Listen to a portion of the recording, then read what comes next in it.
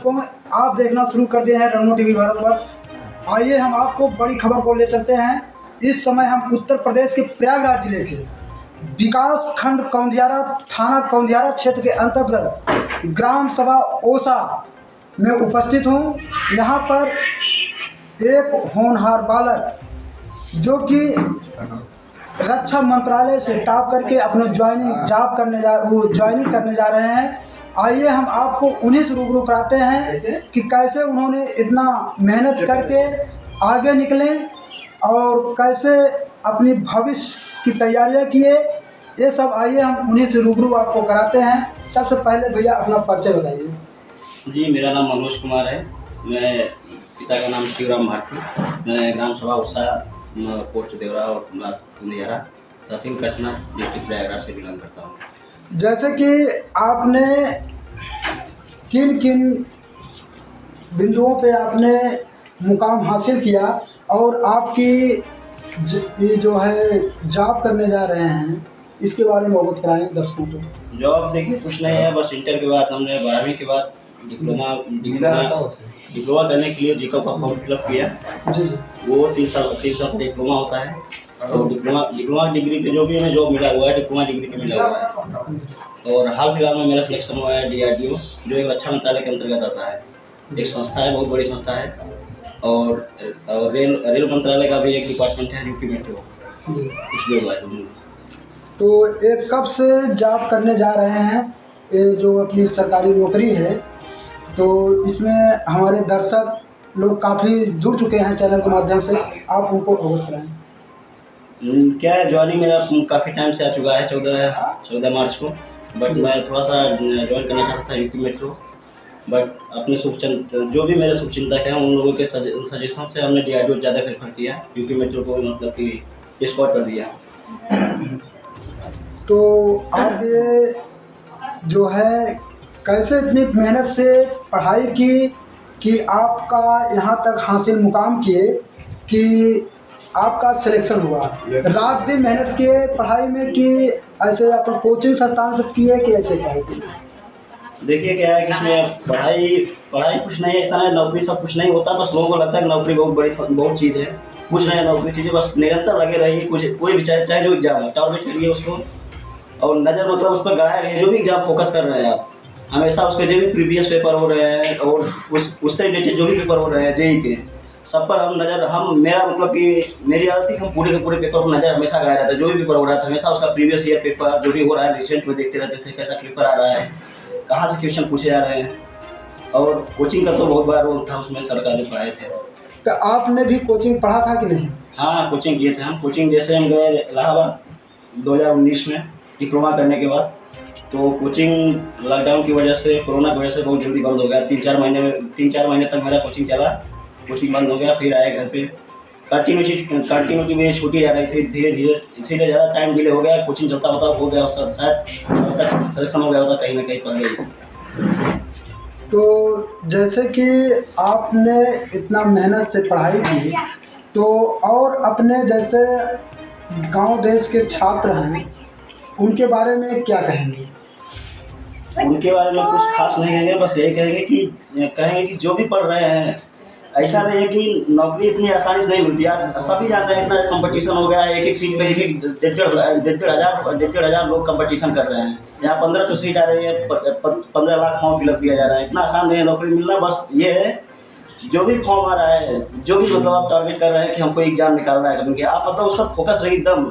और मेहनत सबसे बड़ी चीज़ है, बिना मेहनत से नौकरी नहीं मिलने वाली है, चाहे जो कर लेंगे आप। तो जैसे कि बच्चे जो पढ़ने लायक हैं, जो पढ़ते हैं, अच्छे मेहनत रात दिन करते हैं, तो उनको आपने कैसे अपने नौकरी जॉब के लिए इतना मेहनत किया कि जो आपका ये सिलेक्शन हुआ रक्षा मंत्रालय में, तो आपने पहले सोचा था कि हम रक्षा मंत्रालय में होंगे कि दूसरा कुछ सोचे थे? नहीं, ये क्या है कि हम काफ़ी टाइम तक नॉन टेक पे लगे हुए थे। नॉन टेक मतलब ये जैसे एग्जाम होते हैं SSC का और क्या कहते हैं रेलवे डिपार्टमेंट का। फिर धीरे धीरे मतलब मुझे उसमें भी असफलताएं मिलती रही। एक एग्जाम निकलता मेरा अब तक तो कोई भी जो भी जिसमें डबल, आजकल हर एग्जाम में जो भी चाहे जो एग्जाम करा रहा है उसमें डबल एग्जाम होते हैं। अब तक जितनी बार हम एग्जाम दिए, फर्स्ट पेपर मेरा हमेशा निकलता रहा था। देख लीजिए दर्शकों, इन्होंने काफ़ी मेहनत की है, फर्स्ट स्थान पाते हुए रहे। कि इतने लगाव से पढ़ते थे। आपने भैया कहाँ तक पढ़ाई की है? हम डिप्लोमा किया है, हाईएस्ट क्वालिफिकेशन मेरा डिप्लोमा है इलेक्ट्रॉनिक्स इंजीनियरिंग। जी। तो ये बताइए कि जैसे कि और जो है हम आपने कौंधियारा थाना क्षेत्र के ओसा गांव में काफ़ी होनहार, काफ़ी उत्साहित नज़र आए। पूरे ओसा गांव में खुशहाली के लहर है, जो कि ये गांव वालों के लिए बहुत खुशी की खबर है। ऐसे ही बच्चों को अपनी लगन मेहनत से पढ़ाई करना चाहिए, तो अपने गांव का नाम रोशन करना चाहिए। तो अपने गांव के बारे में क्या संदेश देना चाहते हैं? गाँव के बारे में जो भी मेरे छोटे भाई बहन हैं उन सबको यही सजेशन देंगे कि अगर नौकरी लेना है गवर्नमेंट जॉब, तो मतलब कि एकदम फोकस बनाए रहिए कि जैसे आपका जैसे इंटर कंप्लीट हो, अब फॉर्म ये मत सोचिए कि पहले मेरा एग्जाम नहीं निकला निराश हो जाइए, उस सबसे कोई मतलब नहीं है। अगल बगल गांव वाले या भी और भी जो भी रिलेटिव है, आपको जरूरी नहीं है कि सबके सब आप लोग आपका मनोबल बढ़ाएंगे ही। उन सबसे मतलब बात सुने, मतलब सबकी अपना जो आपकी इच्छा किए करे बस वही कीजिए। तो जैसे कि पढ़ाई में आपने ये जो मुकाम हासिल किए हैं, इसमें आपको अपने माता पिता भाई बहन किन किन लोगों का सहयोग मिला है आपको? सहयोग तो भैया का सबसे बड़ा योगदान है। यूपीपी में भैया है मेरे, उनका इतना बड़ा योगदान है बता नहीं सकते हम। अब तक इतनी बार असफलताएं हमको मिली, कभी भी कुछ नहीं बोले, मतलब कि हमेशा पूछते रहे, बताते रहे कि लगे रहो बस, कभी ना कभी होगा ही। और मम्मी पापा का तो जो है उसको हम शब्दों से बयान नहीं कर सकते क्या है। कभी मतलब उन सबकी उम्मीद, हम मतलब इलाहाबाद से घर आते उन सबकी आंखों में हमको लगता था कि एक उम्मीद गड़ाए हुए अभी भी बैठे हुए हैं, वो शब्दों से बयान नहीं किया जा सकता वो सब चीज़ें। तो इस जो है आप ये जो जॉब मिल रहा है, ये कब से ज्वाइन कर रहे हैं? ज्वाइनिंग करेंगे 30 तारीख से। 30 से यही 30 से 30 दर्शकों 30 तारीख से, यही 30 बल्कि 30/3/2023 को ये जॉब में लग जाएंगे। और इसका श्रेय सबसे पहले किसको जाता है आपका? सबसे पहले मम्मी पापा, भैया, गुरुजी जहाँ से पढ़े हम, वो तो हमेशा बात करते रहते थे हमसे। तो आपने हाई स्कूल इंटर किस कॉलेज से किए थे? यही पासीघाट ब्लॉक में रहे कौंधियारा में मोतीलाल नेहरू इंटर कॉलेज, वहाँ से हमने इंटर किया, हाई स्कूल वहीं से किया है। देख लीजिए दर्शकों, इन्होंने अपना हाई स्कूल इंटर कौंधियारा क्षेत्र में मोतीलाल इंटर कॉलेज से ही इन्होंने पढ़कर आगे निकले हैं। उसके बाद आगे किन कॉलेजों में पढ़े हैं आप? बस यहाँ इंटर करने के बाद हम गवर्नमेंट पॉलिटेक्निक मिर्जापुर में चले गए थे। एक एग्ज़ाम होता है इंट्रेंस एग्जाम जेई का, जी का, उसी के थ्रू गए वहाँ पे। उसको इंट्रेंस एग्जाम दिए, वो क्वालिफाई किया, तब वहाँ मेरा एडमिशन हुआ था गवर्नमेंट कॉलेज। उसके बाद हमें डिग्री मिला डिप्लोमा का। तो जैसे कि डिप्लोमा करने के बाद आपने घर आ गए कि फिर पढ़ाई? नहीं, डिप्लोमा मेरा 19 में कंप्लीट हुआ। 19 के बाद हम इलाहाबाद चले गए तैयारी करने। बस तैयारी किए 2-3-4 महीने, उसी समय कोरोना आ गया। स्टार्ट लास्ट 19 और 20 के बीच कोरोना था पूरा, 1 साल लॉकडाउन। घर आके मजे लेते रहे, फिर जब कोचिंग चालू हुआ फिर से। तो आपने कोचिंग कहाँ से की थी? हम इलाहाबाद से किए थे, एलजीआर कोचिंग है वहीं पे। एलजीआर कोचिंग से आपने किया था? कोचिंग किए थे दर्शकों, एलजीआर कोचिंग प्रयागराज में किए, वहाँ से गवर्नमेंट जॉब ने, जो कि कोरोना काल भी आया था, घर आ गए थे। उसके बाद में इन्होंने काफ़ी मेहनत और लगन से पढ़ाई की, जो कि आज कौंधियारा क्षेत्र के ओसा गांव में एक चर्चा का विषय है, जो कि एक मेहनत और लगन से पढ़ाई की और इन्होंने ओसा गांव का नाम रोशन किया। भैया आपने अपना फुल जो है कि 21 जात से आते हैं। भैया आप ये बताइए कि आपके माता पिता क्या करते हैं? मेरे माता पिता एक बहुत ही निचले मतलब स्तर के छोटे किसान हैं, और हम एक मतलब पूरी तरह से ग्रामीण क्षेत्र के अंतर्गत आते हैं। बहुत ही पिछड़ा हुआ इलाका है। आप ये किस जात बिरादरी के हैं? जाति एससी के अंतर्गत आती है, ढेर सारी एससी के अंतर्गत कास्ट हैं, तो मेरा जाति पासी है। देखिए दर्शकों, इनके माता पिता एक छोटे किसान परिवार के हैं, जो कि आपने मजदूरी समझ लीजिए, छोटे किसान मजदूरी ही करते हैं। और इन्होंने एससी बस्ती से पासी समाज से आते हैं, जो कि इन्होंने अपने माता पिता, अपने भाई बहन का, पूरे परिवार का नाम रोशन किया है। इसका श्रेय इन्होंने अपने माता पिता को सर्वप्रथम देते हैं। जी जी। इन्होंने अपना श्रेय अपने माता पिता को देते हैं, उसके बाद अपने भाई को देते हैं। आपके भाई भी किस पद पर हैं? मेरे भैया यूपीपी में है इस समय, जमनिया गाजीपुर पोस्ट है। इनके भैया भी एक पोस्ट पे हैं, जमनिया मिर्ज़ापुर में हैं, और काफ़ी मेहनत से पढ़ा भी। हम दर्शकों से कहेंगे कि सब अपने बच्चों को मेहनत और लगन से पढ़ाएंगे, तभी बच्चा आगे चलकर पढ़ेगा, अपने माता पिता भाई बहन का नाम रोशन करेगा।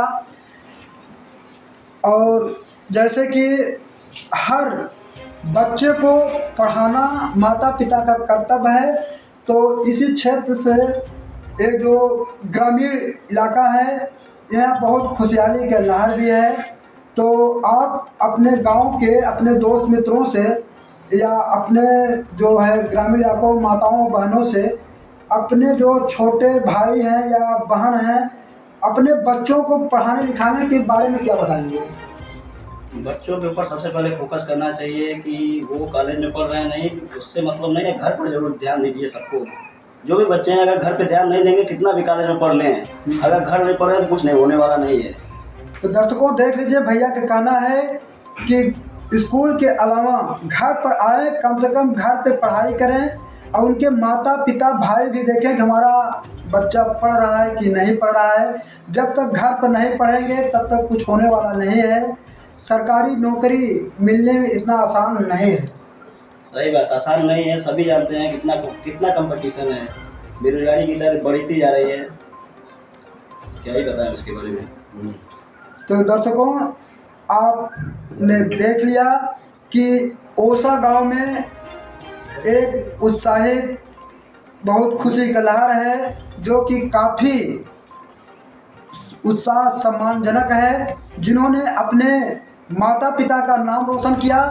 हम चाहेंगे इस चैनल के माध्यम से सब बच्चों को, अपने माता पिता भी सभी अपने बच्चों को पढ़ाएं, कि ताकि बच्चा स्कूल के आने के बाद भी अपने बच्चों को देखें कि बच्चा मेरा पढ़ रहा है कि नहीं पढ़ रहा है, उसको मेहनत से पढ़ाएं और कंपटीशन में बैठवाएं। क्यों भैया? बेशक, अगर लड़के को कुछ मुकाम तक पहुंचाना है, कुछ कराना है आगे चल के, तो घर पर तो देखना ये चाहिए, हमें लगता है सबको। भले ये मतलब माता पिता पढ़े ना लिखे, पढ़े लिखे ना हो, जी जी, कॉपी उठा के कुछ ना कुछ पूछना चाहिए। जो लिखा है बच्चा वो तो जानता होगा क्या लिखे हैं, पूछना चाहिए उन सबको। तो जैसे कि दर्शकों अपने बच्चों को पढ़ाए लिखाएं, कंपटीशन में बैठवाएं, और कि देखें कि हमारा बच्चा पढ़ रहा है कि नहीं पढ़ रहा है। माता पिता भले ही अंगूठे छाप हों, लेकिन अपने बच्चों को पढ़ाए, क्योंकि बच्चा जब पढ़ेगा तभी आगे बढ़ेगा। ग्रामीण क्षेत्र का विकास बिना पढ़े लिखे नहीं होने वाला है। वैसे भी गाँव ग्रामीण क्षेत्र के जो भी लोग हैं उन सबकी आवाज़ कोई सुनता है नहीं। देखिए वो सभी जानते हैं, कौन सुनता है। ग्रामीण क्षेत्र में पढ़ना लिखना बहुत जरूरी है। कि ग्रामीण क्षेत्रों में भी पढ़ना उतना ही जरूरी है कि जितना हम लोगों को पानी की आवश्यकता पड़ती है, उतना ही खाना के साथ साथ पानी के साथ साथ पढ़ना भी उतना जरूरी है। क्योंकि जब हम पढ़ेंगे तभी आगे बढ़ेंगे, और जब आगे बढ़ेंगे नहीं तो हम गुलामी करते रहेंगे। बेशक, कि इसलिए पढ़ना बहुत ज़रूरी है। आप दर्शकों के अपना परिचय एक बार फिर से बता दीजिए हमारे दर्शकों को। जी, मेरा नाम मनोज कुमार है और पिता का नाम शिवराम भारती, और हम ओसा ग्राम ओसा पोस्ट देवरा थाना कौंदियारा और डिस्ट्रिक्ट प्रयागराज से बिलोंग करता हूँ। अब दर्शकों आप देख रहे हैं रन्नो टीवी भारतवर्ष से गौरी शंकर बिंद की खास रिपोर्ट। जय हिंद, जय भारत।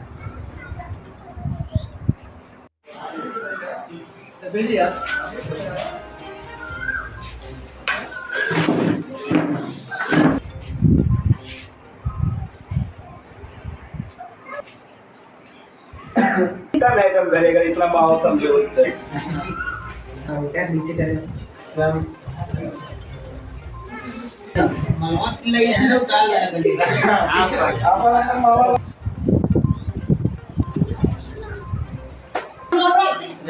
कहाँ है 9:30 चाची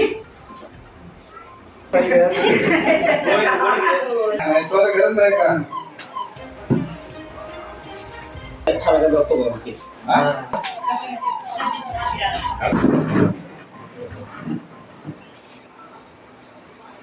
कहे नहीं जो ऐसा देखे वाले में हर जाए ना चला छोटा ऐसे छोटा मारा नहीं था अरे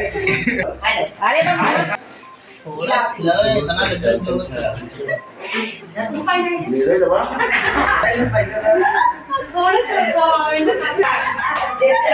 मतलब घर परिवार में नहीं था टुक के ले दे